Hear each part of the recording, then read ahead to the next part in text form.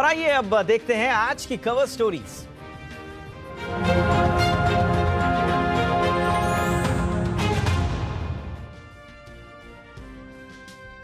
कुछ अहम खबरों की बात करेंगे। सबसे पहले, अब तक 10 राज्यों में कोरोना बेहाल था, लेकिन अब छोटे राज्य भी कोरोना की चपेट में आ रहे हैं। छोटे राज्यों में कोरोना के विकराल होते स्वरूप का करेंगे 360 डिग्री एनालिसिस। कोरोना का जाल, अब छोटे राज्य बेहाल। दूसरी कवर स्टोरी में आपको ले चलेंगे मुंबई, हमारी एक्सक्लूसिव खबर, एक्सक्लूसिव ग्राउंड रियलिटी चेक। देखेंगे कि टेस्टिंग के लिए आखिर मुंबईकर्स को 3-3 दिन का इंतजार क्यों करना पड़ रहा है और क्या इससे संक्रमण बढ़ने का खतरा नहीं है। इसकी करेंगे पड़ताल। टेस्टिंग के लिए मारामारी। तीसरी कवर स्टोरी होगी वैक्सीन को लेकर। स्पुतनिक के बाद अब बारी है Pfizer, Moderna, Johnson and Johnson की, क्योंकि दुनिया की हर बढ़िया वैक्सीन को भारत में मंजूरी के लिए सरकार ने कर दी है तैयारी। और आखिर में बात होगी थोड़ा राजनीति की। देखेंगे कि ईसी के बैन के बाद ममता दीदी की धरनागिरी कैसी रही।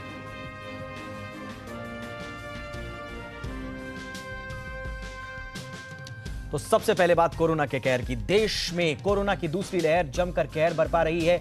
रोजाना रिकॉर्ड नंबर में केस आने के साथ साथ मौतों का आंकड़ा भी बढ़ रहा है।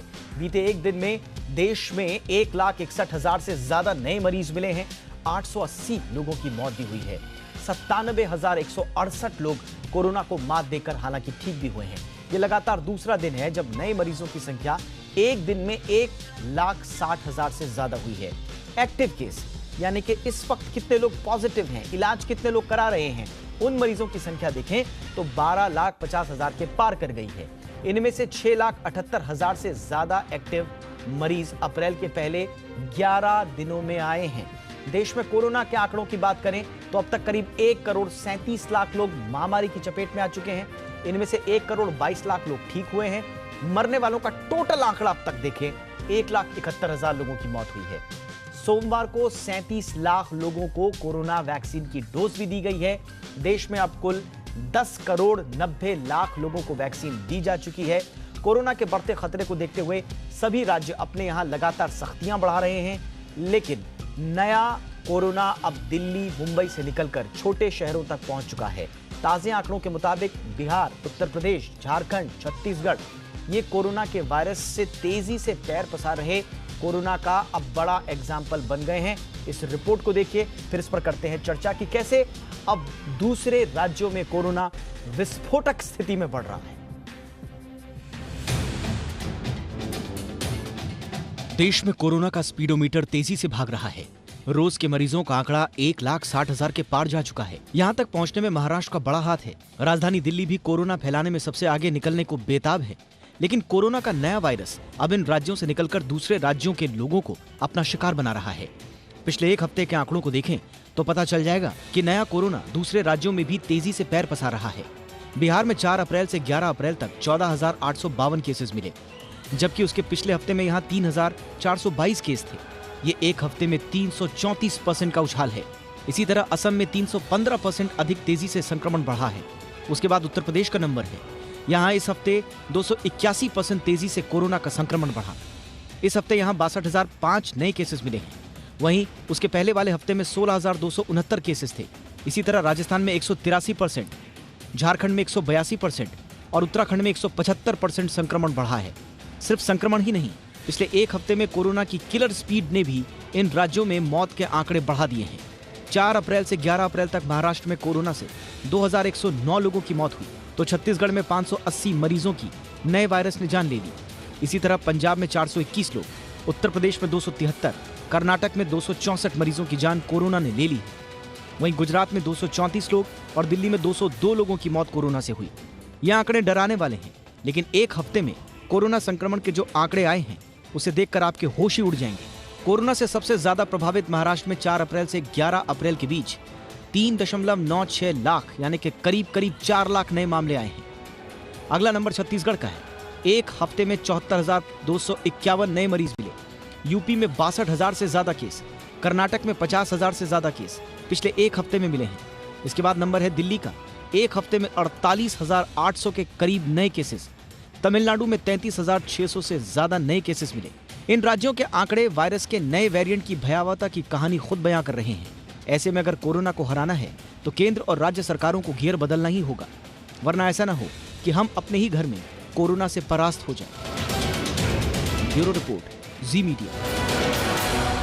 कोरोना से जुड़ी हर खबर का हम बारीक विश्लेषण करेंगे। दो खास मेहमान मेरे साथ इस वक्त जुड़ चुके हैं। पहले परिचय करा दें, डॉक्टर ओम श्रीवास्तव जुड़ चुके हैं, मेंबर हैं महाराष्ट्र कोविड टास्क फोर्स के। डॉक्टर श्रीवास्तव, बहुत बहुत शुक्रिया सर वक्त निकालने के लिए हमारे साथ। और हमारे साथ हैं डॉक्टर रमन गंगाखेडकर साहब, पूर्व निदेशक हैं आईसीएमआर के। डॉक्टर गंगाखेडकर, आपका भी बहुत बहुत स्वागत है। डॉक्टर रमन, आपसे ही मैं चर्चा की शुरुआत करना चाहूंगा। अब हम देख रहे हैं कि सर्ज जो है अब वो दूसरे राज्यों में फैल रहा है, यानी कि आपने वक्त पर स्ट्रैटेजी तो बनाई नहीं कि जब 10 राज्यों में 90% आ रहे थे, अब दूसरे राज्यों में बिहार में 350% बढ़ रहे हैं एक हफ्ते में, असम में 315% बढ़ रहा है, 281% उत्तर प्रदेश में बढ़ गया है। ऐसा नहीं लग रहा है सर कि देर कर दी हम लोगों ने? अगर वक्त रहते हम इन 10 राज्यों में फोकस कर लेते तो शायद स्थिति कुछ और होती, या आप समझ रहे हैं कि एक्सपेक्टेड लाइंस पर है ये?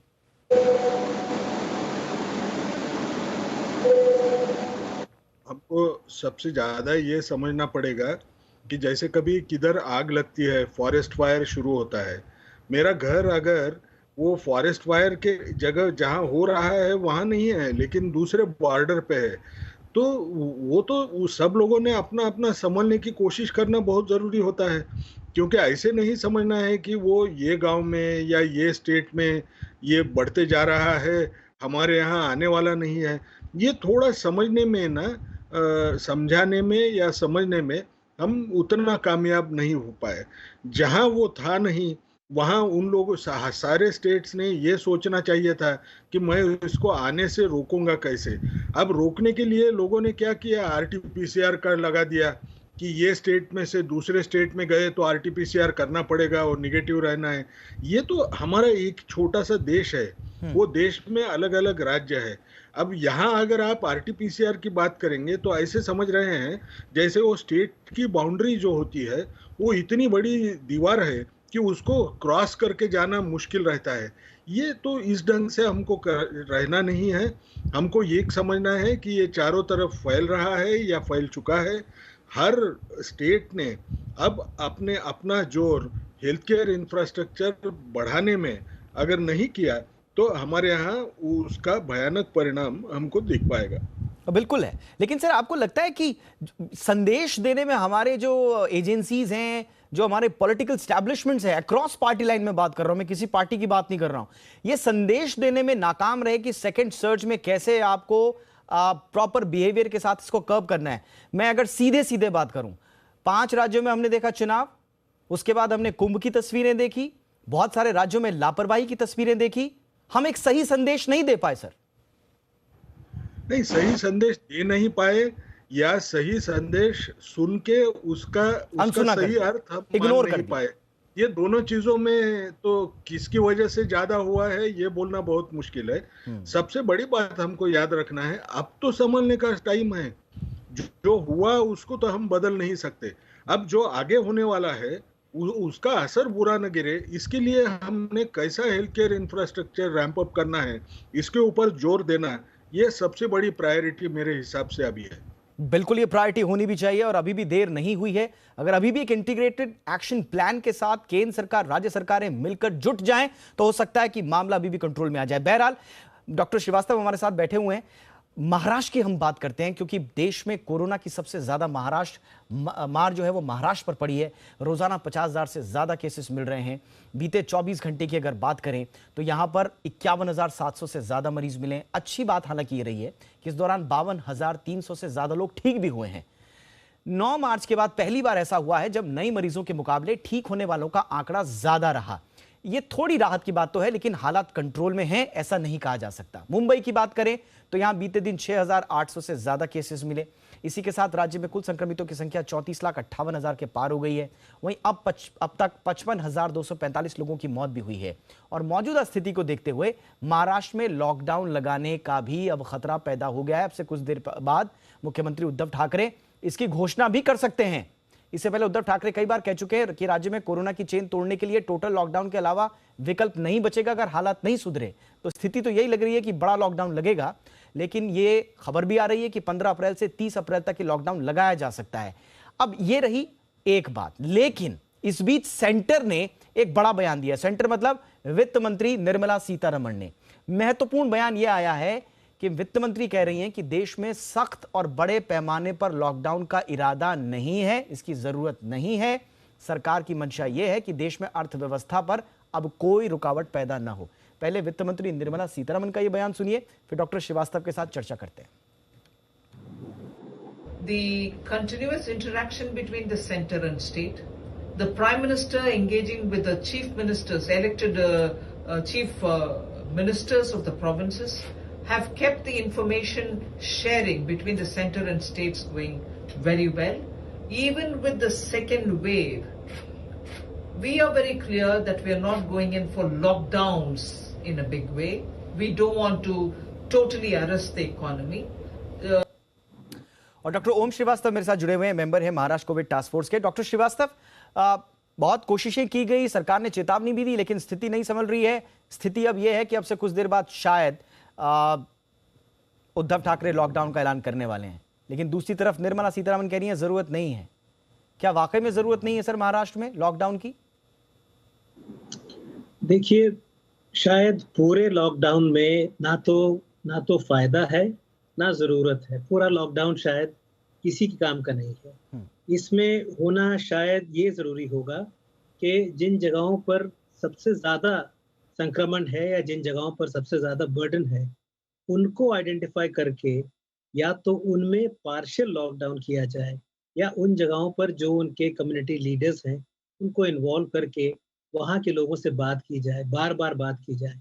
और इसके अलावा मैं एक चीज़ और कहना चाहूँगा कि कोई भी प्रशासन, कोई भी प्रांत, कोई भी देश, जब तक कि आप खुद अपने तरीके नहीं बदलना चाहते हैं, तब तक कि कोई भी प्रांत आपको भले 7 दिन, भले 15 दिन, 3 महीना, 6 महीना, साल भर, अगर आपने अपने तरीके नहीं बदले तो लॉकडाउन के बाद आप फिर उन्हीं तरीकों में वापस जाएंगे। तो सबसे ज़रूरी जो बात है मेरे ख्याल से वो ये है कि जो इंडिविजुअल है उनको ये समझना ज़रूरी है कि ये करने में, इस तरीके का जो आपका रवैया है, इसको बदलने में आपके जीवन में जो फर्क पड़ेगा उसमें आपकी आर्थिक स्थिति। बिल्कुल सर, इसमें एक आम आदमी की लापरवाही तो जरूर नजर आई है डॉक्टर श्रीवास्तव, लेकिन हमें खबर यह मिली थी कि 14 दिन का लॉकडाउन लगाने की सिफारिश महाराष्ट्र कोविड टास्क फोर्स ने की थी, क्योंकि हेल्थ इंफ्रास्ट्रक्चर पर इतना ज्यादा दबाव आ रहा था कि आपके पास ऑप्शन नहीं है। क्या वाकई में इस तरह की सिफारिश कोविड टास्क फोर्स ने की थी सर? देखिए, कोविड टास्क फोर्स का जो मैंडेट है वो सिर्फ टेक्निकल है। हम लोग जितने डॉक्टर्स हैं कोविड टास्क फोर्स में, वो राय ये दे सकते हैं कि इसमें जो टेक्निकल एस्पेक्ट है उसमें क्या किया जाए, मगर जो हेल्थ इंफ्रास्ट्रक्चर का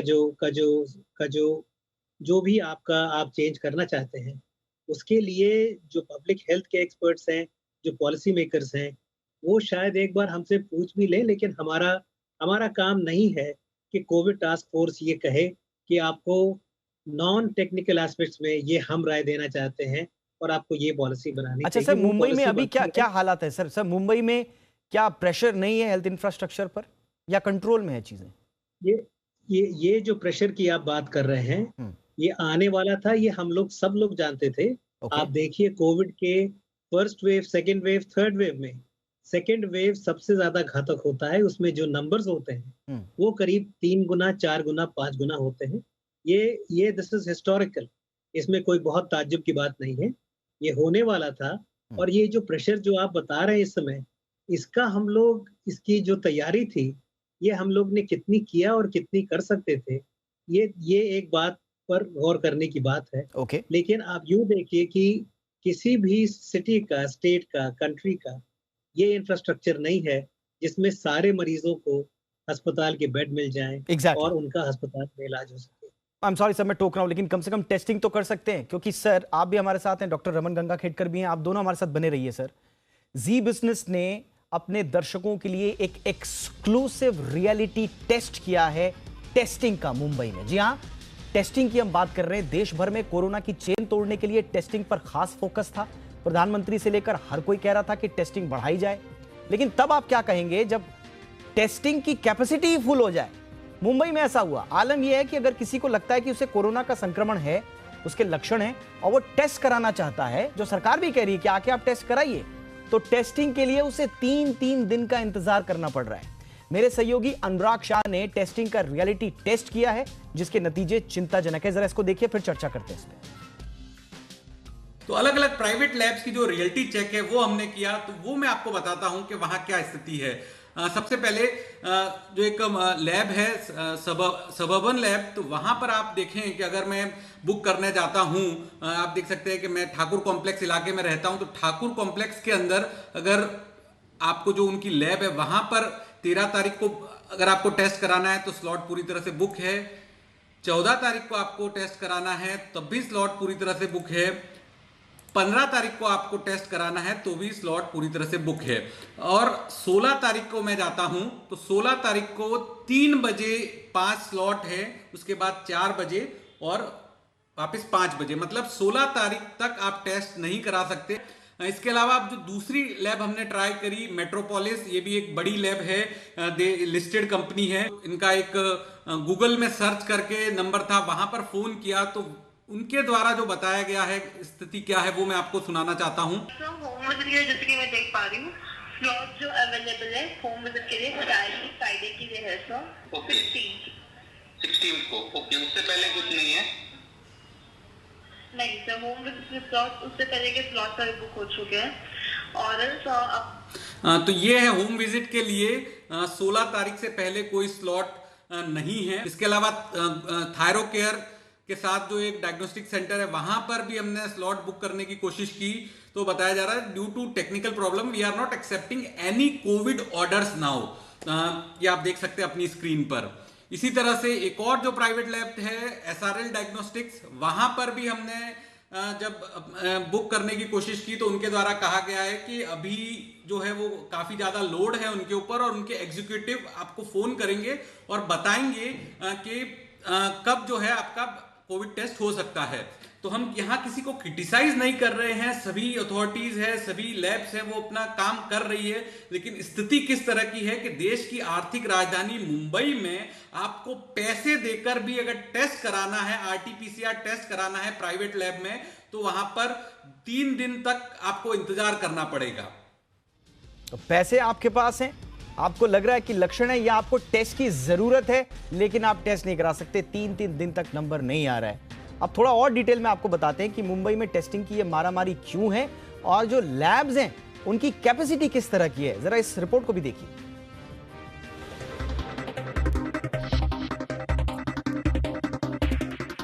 देश की आर्थिक राजधानी मुंबई में बेड और ऑक्सीजन ही नहीं, अब टेस्टिंग करवाना भी मुश्किल हो गया है। बीते 10 दिन में यहाँ काफी ज्यादा टेस्ट होने की वजह से अब टेस्टिंग करवाने वालों को 2 से 3 दिन का इंतजार करना पड़ रहा है और टेस्टिंग की रिपोर्ट आने में 48 से 72 घंटों का वक्त लग रहा है। प्राइवेट लैब्स की कैपेसिटी से ज्यादा टेस्टिंग के लिए लोग आ रहे हैं। थायरो केयर ने 3 दिन के लिए नए कोविड टेस्ट करना बंद कर दिया था। सबर्बन लैब भी फिलहाल नए टेस्ट नहीं कर रही।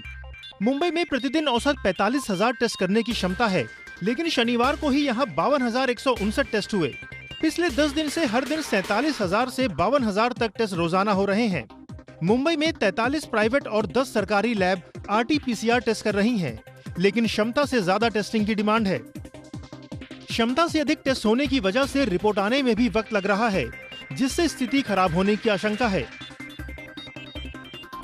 दरअसल टेस्टिंग रिपोर्ट में देरी की वजह से डॉक्टर्स को भी ट्रीटमेंट शुरू करने में दिक्कत आ रही है। जब तक रिपोर्ट नहीं आती है तब तक मरीज को आइसोलेट नहीं किया जा रहा, जिससे संक्रमण फैलने का खतरा बढ़ गया है। दरअसल यात्रा समेत कई जगहों पर अब कोविड नेगेटिव रिपोर्ट जरूरी हो गई है। इसके चलते टेस्टिंग की डिमांड बढ़ी है। ऐसे में सरकार के लिए जरूरी हो गया है कि वो टेस्टिंग के लिए भी अलग से इंतजाम करें। ब्यूरो रिपोर्ट, जी मीडिया। डॉक्टर श्रीवास्तव, अब दिक्कत यह है कि अगर टेस्ट की रिपोर्ट ही नहीं आएगी, मेरे को लक्षण है, इस बीच रिपोर्ट नहीं आएगी तो मेरे को कोई भर्ती नहीं करेगा, तो मैं हो सकता है कि कोविड पॉजिटिव हूं और दूसरे को भी संक्रमण दे दूं। तो इससे निपटने के लिए क्या करें सर? नंबर ही नहीं आ रहा लोगों का टेस्ट के लिए। जी, सवाल आपका बहुत दुरुस्त है। इसमें 2 दिक्कतें हैं। देखिए, सबसे बड़ी दिक्कत, जैसे आपकी रिपोर्ट ने ऑलरेडी बताया है, कि एक कैपेसिटी है, जो मशीन है, जो किट है, जो टेक्नीशियंस हैं, वो अगर आपने 24 घंटे भी काम कराया तो भी एक संख्या, एक आंकड़े के आगे आप शायद टेस्ट नहीं कर पाए। और ये हम लोग खुद ही कह रहे हैं कि जितने अगर आपका एक कोविड पेशेंट पॉजिटिव आया समझिए किसी भी एरिया में, उनसे ज़्यादा आपको you have to isolate, test and treat. तो हम लोग खुद ही चाहते हैं कि ज़्यादा से ज़्यादा लोगों का टेस्ट हो। इसमें ये एक दिक्कत ज़रूर आएगी कि आप शायद उन सब लोगों का टेस्ट उतने जल्दी आप ना कर पाएँ या रिपोर्ट आप ना दे पाएँ। सर कुछ रणनीति बनाई है आप लोगों ने सर?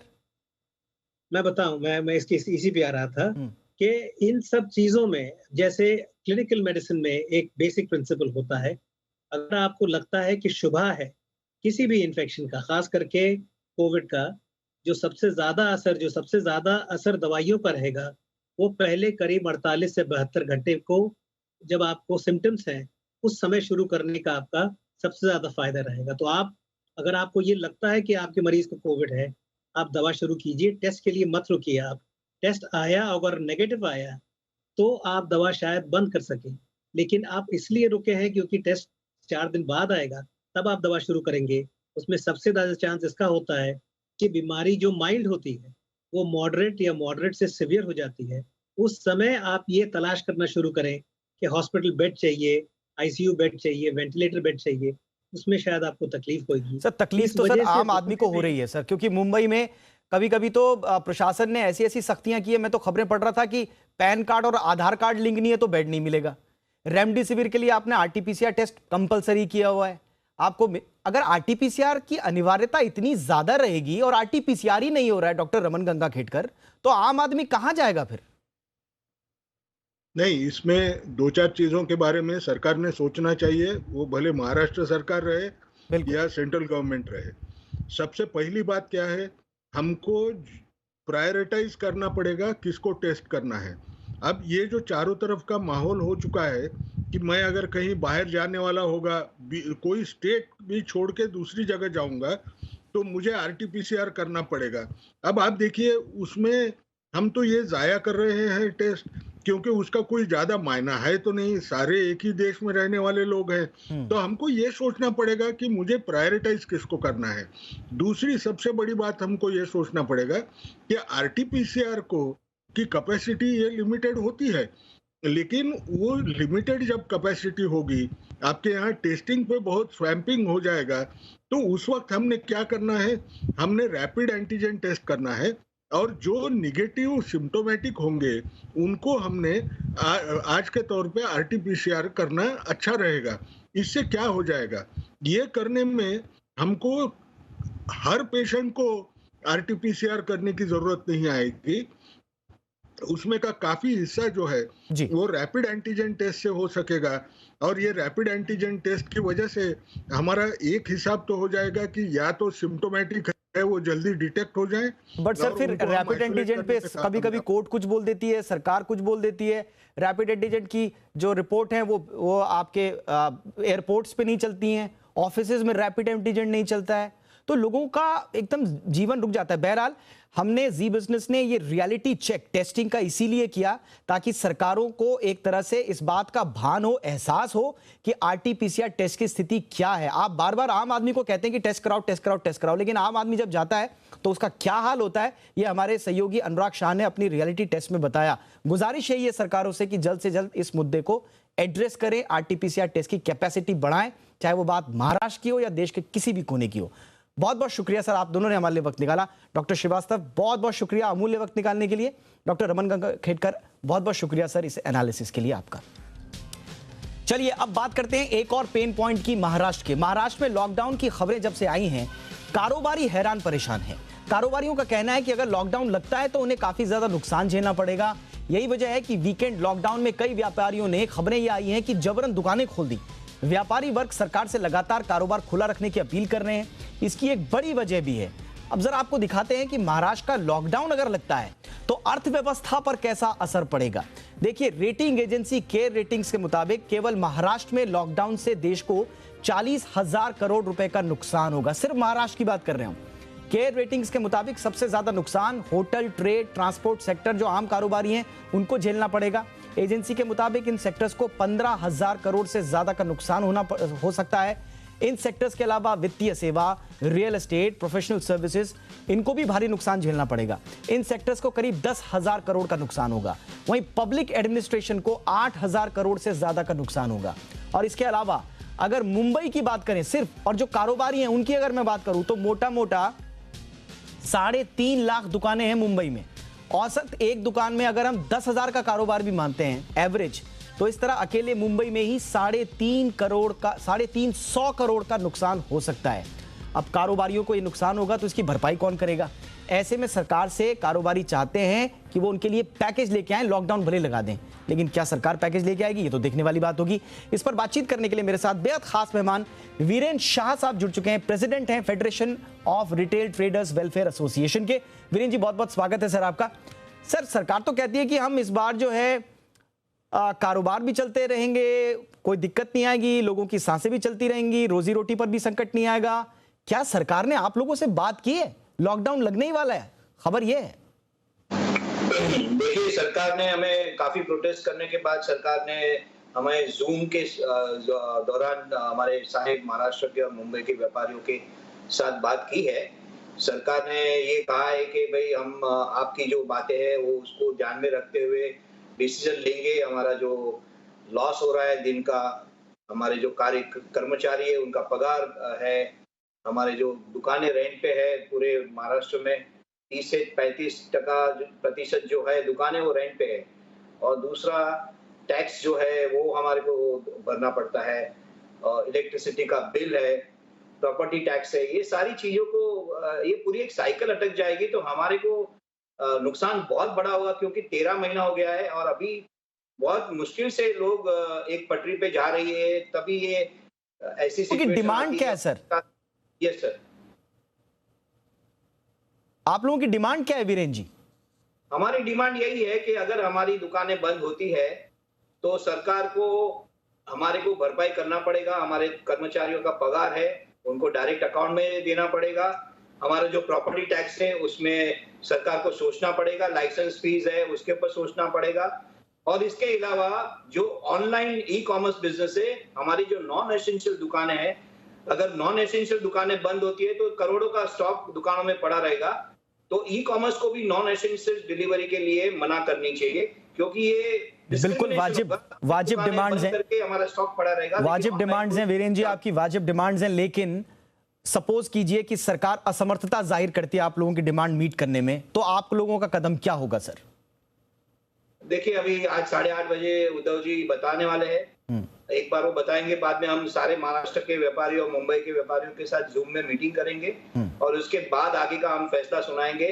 हालांकि हम लोग सब कैश 22 सिचुएशन में कोरोना को भी बचाना है और बिजनेस को भी बचाना है, तो दोनों को ध्यान में रखते हुए हमें डिसीजन लेना पड़ेगा। कैश 22 सिचुएशन में सिर्फ आप ही नहीं सर, पूरा देश है। आपने सही कहा, कोरोना से भी बचना है लेकिन कारोबार और रोजी रोटी पर भी संकट ना आए। इसका फैसला तो सरकार को ही लेना है कि कारोबारियों की मांग को सरकार किस तरह से देखती है। और हमने अभी दिखाया कि वित्त मंत्री निर्मला सीतारमण भी कह रही है कि बड़ा लॉकडाउन की जरूरत नहीं है, न सरकार इस पक्ष में है। अब उद्धव ठाकरे क्या डिसीजन लेते हैं और जो वीरेंद्र जी कह रहे हैं, जो वाजिब मांगे हैं कारोबारियों की, उनको कितना सुनते हैं, ये देखने वाली बात होगी। बहुत बहुत शुक्रिया वीरेंद्र जी, हमारे लिए आपने वक्त निकाला।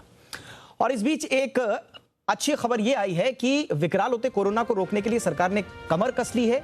न सिर्फ वैक्सीनेशन का दायरा बढ़ाने की हो रही है बात, 45 साल से नीचे लोगों को दायरे में लाने की बात हो रही है, बल्कि विदेशी वैक्सीन को भी मंजूरी देने के लिए अब काम तेज हो गया है।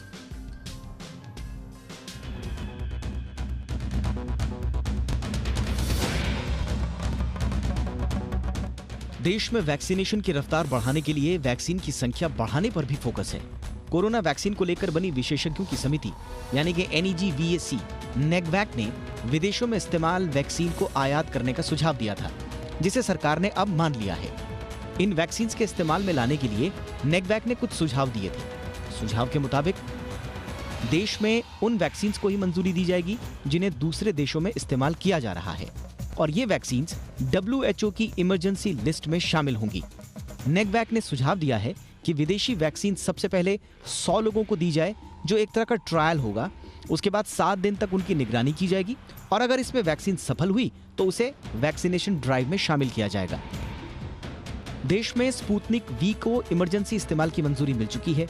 विदेशी वैक्सीन पर अगर सरकार का ये फैसला अमल में आता है तो अक्टूबर तक कई वैक्सीन भारत में आने की संभावना जताई जा रही है। इनमें जॉनसन एंड जॉनसन शामिल है, जाइडस कैडिला शामिल है, सीरम की नोवावैक्स तो शामिल है ही। साथ ही साथ वैक्सीन आयात को मंजूरी के बाद देश में मॉडर्ना, फाइजर को भी मंजूरी मिलने की उम्मीद है। इसके अलावा भारत बायोटेक की नेजल वैक्सीन भी जल्द इस्तेमाल में आ सकती है। वैक्सीनेशन के मोर्चे पर एक और अच्छी खबर यह है कि एक और सरकार ज्यादा से ज्यादा वैक्सीन भारत में लाना चाहती है, तो दूसरी तरफ वैक्सीनेशन का दायरा बढ़ाने की भी तैयारी चल रही है। जी हाँ, दरअसल राज्यों की अपील और बढ़ते कोरोना के मामलों को देखते हुए सरकार जल्द ही 45 साल से भी कम उम्र वालों को वैक्सीन लगवाने की अनुमति दे सकती है। देश में सामने आ रहे कोरोना केसेस में सबसे ज्यादा 45 साल के कम उम्र वाले लोग ही शामिल हैं। दिल्ली में बीते 24 घंटे में 13,500 केसेस आए। इनमें से 65% 45 साल से कम आयु वाले लोग थे। इसी आधार पर दिल्ली, पंजाब समेत कई राज्यों ने वैक्सीन फॉर ऑल की सरकार से सिफारिश भी की थी। हालांकि खबरों के मुताबिक पहले प्राथमिकता देश के बड़े आर्थिक राज्यों को ही मिल पाएगी, यानी महाराष्ट्र, गुजरात, दिल्ली, कर्नाटक जैसे राज्यों को इसका फायदा मिलेगा। साथ ही प्राइवेट सेक्टर्स के लिए भी कर्मचारियों के लिए खुद के खर्चे पर वैक्सीन इंपोर्ट करने के लिए मंजूरी मिल सकती है। भारत इस वक्त दुनिया में सबसे तेजी से वैक्सीनेशन अभियान चला रहा है। हालांकि वैक्सीन की किल्लत की खबरें लगातार चिंता बढ़ा रही हैं। ऐसे में ताजा फैसले के बाद सरकार अगर इन दोनों मोर्चों पर जल्द काम शुरू कर देती है तो देश में न सिर्फ वैक्सीन शॉर्टेज की शिकायतें दूर होंगी, बल्कि ज्यादा से ज्यादा लोग वैक्सीनेशन के दायरे में आ पाएंगे, जिससे कोरोना को मात देना और भी आसान होगा। ब्यूरो रिपोर्ट, जी मीडिया। ये था 360 डिग्री एनालिसिस कोरोना का, वैक्सीनेशन का, टेस्टिंग का। अब बात थोड़ा सा पॉलिटिक्स की कर लेते हैं। बंगाल के 5वें चरण का चुनाव। एक तरफ चुनाव आयोग के बैन के खिलाफ ममता धरने पर बैठी नहीं, तो वहीं अमित शाह ने दार्जिलिंग में हुंकार भरी। चुनाव आयोग ने ममता बनर्जी पर आज रात 8 बजे तक के लिए किसी भी तरह के प्रचार के बैन पर उनको हिदायत दी थी, उनका बैन लगाया था प्रचार के लिए। चुनाव आयोग के बैन के विरोध में ममता आज धरने प्रदर्शन पर बैठ गई। ममता करीब 3.5 घंटे तक धरने पर बैठी रही। उन्होंने चुनाव आयोग के फैसले को असंवैधानिक बताया। ममता का धरना भले ही खत्म हो गया हो, लेकिन इस पर एक नया विवाद शुरू हो गया है। सेना के ईस्टर्न कमांड ने कहा है कि कोलकाता की गांधी मूर्ति इलाका उनके नियंत्रण में है और उन्होंने ममता को धरने के लिए एनओसी नहीं दी थी। इस बीच चुनाव आयोग ने बीजेपी नेता राहुल सिन्हा के चुनाव प्रचार करने पर भी 48 घंटे का बैन लगा दिया। विवादित बयानबाजी करने की वजह से उन पर यह बैन लगाया गया। दूसरी तरफ केंद्रीय गृह मंत्री अमित शाह दार्जिलिंग में हुंकार भरने पहुंचे। इसके अलावा उन्होंने कई जगहों पर रैली की। इस दौरान उन्होंने टीएमसी पर जमकर निशाना साधा। दार्जिलिंग की रैली में अमित शाह ने कहा कि 5 साल में बीजेपी दार्जिलिंग की समस्याएं दूर कर देगी। गोरखाओं के साथ न्याय केवल और केवल भारतीय जनता पार्टी ही कर सकती है, क्योंकि भाजपा, भारतीय जनता पार्टी और गोरखाओं का गठबंधन हमने नहीं बनाया है, आपने नहीं बनाया है। भाजपा और गोरखाओं का गठबंधन ईश्वर ने बनाकर जमीन पर उतारा है।